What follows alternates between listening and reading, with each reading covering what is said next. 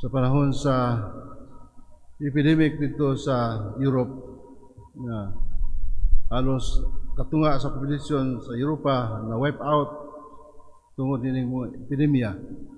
Kanabang sa kining usa ka community sa mga monks, monastery dito, sila ray naluwas, way namatay kanila. Ano man, kanibang sa una ang spirituality sa mga monks kanito, kanabang huga mundi, flight from the world. So dili siya magsago sa kalibutan, kaya ang kalibutan makasala, busa eskapo sila. Flight from the world, mga tawag huga mundi. Muna maghimo sa monasteryo dito sa Kamingawan, sa disyerto dito, layo sila sa aktibidades sa katilingban. O sila dito pagkampo ra. Musa nga sila wala itakdi sa mga kanabang ingon epidemic. Kita ka sa Europe, madagay mga kanabang monasteryo ibabaw sa bukid, unya ang ilang the only way to go up mo ang kanang mura siya basket nga yang bitaron dito sa taas, mura sa kind of elevator kaya dito mura siya. So ay makaadto dito makasagol so sila ra mismo kanang mo adto sila sa palengke o mangumpra pinaagi ni anang maong kanang some sort of elevator wala na.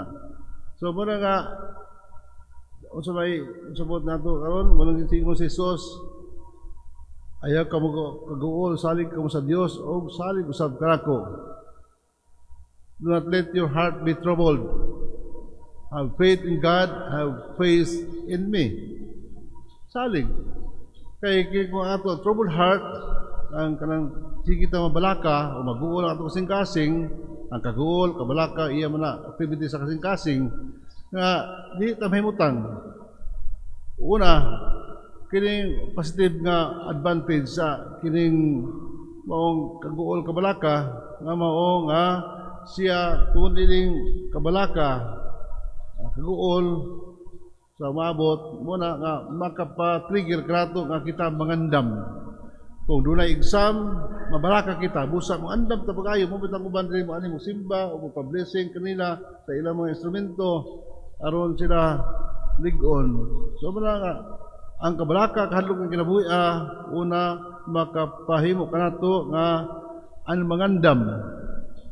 Sa laing bahin ang makabalaka o ang makaguol ng kinabuhi makaparalyze kanato, mahadlok ta. That's why ang mensahe ng Kristo, ingon siya nga ayaw ka mong kaguol. Salig ka mo sa Dios, asa ka mo salig, dili sa imong katakos, kundi sa Ginoo. Ihangad sa Ginoo ang tanan. Doon ay mga butangan na ito makaya. Inya imong kayahon, di makaya. Iya sa Ginoo na, ihatag sa Ginoo. Muna nga, ingon ang Jesus nga, ayaw ka mong kaguol. Salig ka mo sa Dios, salig usab kanako. Ang dunay tao nga dunay pagtuo, dako ang pagsalig sa Ginoo. Musa mangali kanabang San Lucas mingon siya nga kahibalo ba kamo nga naay tao nga mitaas ang kinabuhi tungod sa kabalaka wala gayod. Ang tao nga balakon kinaiya sa mga pagano. Kanang ang kaguol kabalaka ng kinabuhi makamubo pamubo sa kinabuhi. Ma-stress ka. Musa mangali kining pulong ni Jesus sa ebanghelyo nga ang muna ebanghelyo nga panahon sa patay nga memorize nako nga kini nga ebanghelyo out of necessity tungod kay di mao kita pag-ayo so muna nga memorize ka ebanghelyo paborito nako sa panahon sa funeral masses muna di ko tan-aw tungod kay memorize na nako pero bisag memorize nato ang kahulugan ba niini isulod sa imong kasing-kasing pangutana kana sa atong malandong kung ang tao naluwas. Of course, ang Ginoo man ang the only way, the truth, the life is the only way. I am the gate. I am the living bread. Ingon siya, Ebanghelyo sa Juan. Again, we heard this gospel from the Gospel of John. Nga siya, ang tanan. Kung ang tao maluwas, naigihimo sa Ginoo nga gitawag instrumental cause. Mao ta ang simbahan anong ang tao maluwas tungod kay ang simbahan dili ang simbahan may nakapaluwas kundi instrumental cause siya. For example, kanang usa ka tawo nga paingon sa kapilya. Asa man na paingon ang dalan sa kapilya? Ginoo ko kini ang gihanan o kuyog na nako kay moadto sab ko. Sa ato pa nahimo kang instrumento kay manan sa Ginoo ang tao makatuod sa simbahan.